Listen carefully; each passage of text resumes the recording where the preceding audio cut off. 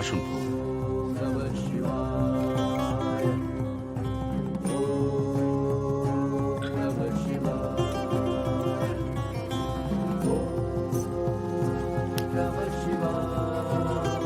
এবার বলো কি সমস্যা? সমস্যা আদিও অকৃত্রিম। বাড়ির লোক আমাকে কেউ বিশ্বাস করে না। না করারই কথা। 10 দিন পর যেখানে কি হবে কেউ জানে না, সেখানে তুমি সবাইকে 10 বছর পর আবদার মেটানোর কথা বলছো।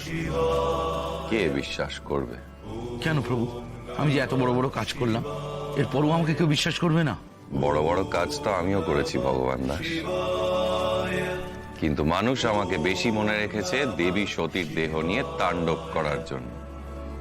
বাকি সব বিস্মৃত হয়েছে। সে কি প্রভু, আপনিও কি আমাকে সেরকম কিছু করতে বলছেন?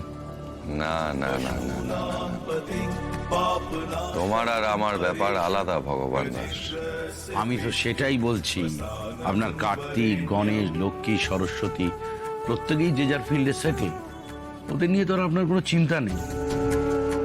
আমার পরিবার তো আর তা নয়। আমার ছেলে মেয়েদের ভবিষ্যৎ তো আমাকেই গড়ে তুলতে হবে। তার জন্য যে যাই বলুক প্রভু, আমি কারো কথায় কান দিতে পারবো না। আমি 10 বছর গাদার খাটনি খাটবই খাটবো। দেখুন, ওরা সোনার চামচ মুখে দিয়ে জন্মায়নি, কিন্তু আমি ওদের মুখে সোনার চামচ তুলে দেবো প্রভু। টাকার পেছনে ছুটতে গিয়ে জীবনের অমূল্য সময় নষ্ট করো না ভগবান দাস। প্রভু, সময় তখনই মূল্যবান হয় যখন সময়ের অর্ধেকটা টাকা গুনতে লেগে যায়, না হলে সময়টা মূল্যহীন হয়ে যায়। একদিন আপনি আমাকে বলেছিলেন যে টাকা রোজগারের কোনো শর্টকাট নেই। তো এখন তো আমি হাইওয়ে পেয়ে গেছি প্রভু, এখন তো আমি সোজা দৌড়তে চাইছি। আপনি এখন কেন কথা শোনাচ্ছেন আমাকে? তোমার মঙ্গলের জন্যই বলছি ভগবান দাস।